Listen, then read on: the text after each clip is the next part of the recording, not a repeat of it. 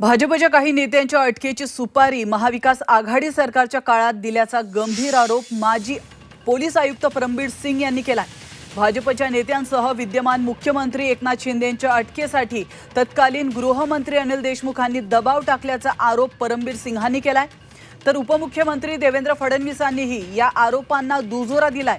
तर परमबीर सिंग आणि आपली भेट कधीच झालेली नाही, त्यामुळे त्यांना असं काही सांगण्याचा प्रश्नच नसल्याचं जयंत पाटलांनी म्हटलंय।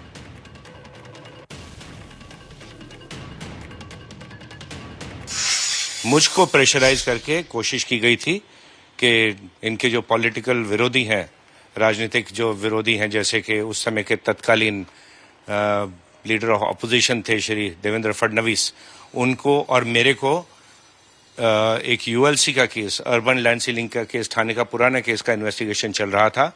उसमें संजय पांडे के माध्यम से उसमें ऐसी इंस्ट्रक्शंस थी कि किसी प्रकार से श्री फडणवीस को और मेरे को उस केस में घसीटा जाए, हमको इन्वॉल्व किया जाए।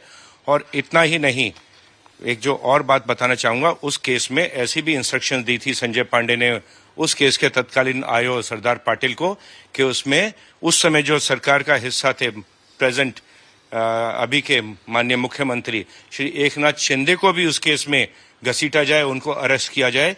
ये बात भी उस समय के आयोग के ऊपर प्रेशर लाके संजय पांडे ने की थी और वो डायरेक्ट इंस्ट्रक्शंस ले रहा था श्री अनिल देशमुख से, श्री शरद पवार से और उस समय के मुख्यमंत्री श्री उद्धव ठाकरे से।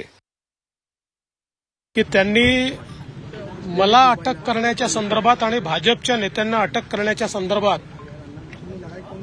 जे काही वक्तव्य केलेलं आहे ते पूर्णपणे सत्य आहे। याचा सगळा प्रयत्न झाला। त्यांनी तर एकच इन्सिडेंट सांगितला, असे 4 इन्सिडेंसेस आहेत की ज्याच्यामध्ये खोट्या केसेस करून मला कशी अटक करता येईल याचं षडयंत्र झालं। परंतु हे सगळे षडयंत्र त्यावेळी आम्ही त्याचा पर्दाफाश करू शकलो आणि त्याचे व्हिडिओ एव्हिडन्सेस देखील आम्ही सीबीआयला दिले। आजही आमच्या जो अनेक व्हिडिओ एव्हिडन्सेस त्याचे आहेत।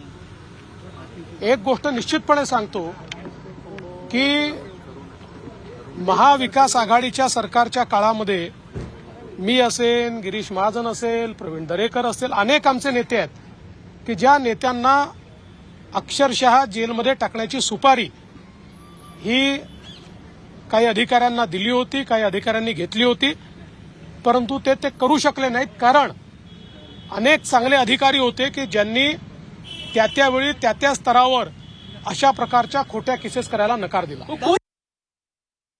मी कधी असं कुणालाही असं करायला सांगितलेलं नाही। मला ते काय बोलतात याच्याविषयी क्षणभरही कधी मला माहीतच नाही। ते काय म्हणतात, कशाबद्दल बोलतात। आणि मी फडणवीस आणि गिरीश महाजन, जयकुमार रावत याबद्दल परमवीरला सांगायला माझा संबंध कुठे येतो? मी होम मिनिस्टर होतो का काय होतो? आणि माझी परमवीर सिंगांची भेट ही अशी कधी फारशी झालेली नाही, त्यामुळे माझा त्यांना सांगण्याचा प्रश्न उद्भवतो।